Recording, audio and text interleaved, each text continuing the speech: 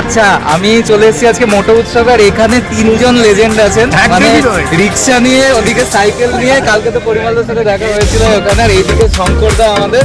তো এটা পুরোপুরি আমাদের রাইডারদের কাছে একটা স্বপ্ন, তিন মূর্তিকে একসাথে এখানে দেখা। আর আপনাদের তিনজনকে জানাই যে ভীষণভাবে আমি ইন্সপায়ার্ড আপনাদের থেকে, এবং আশীর্বাদ করুন যেন।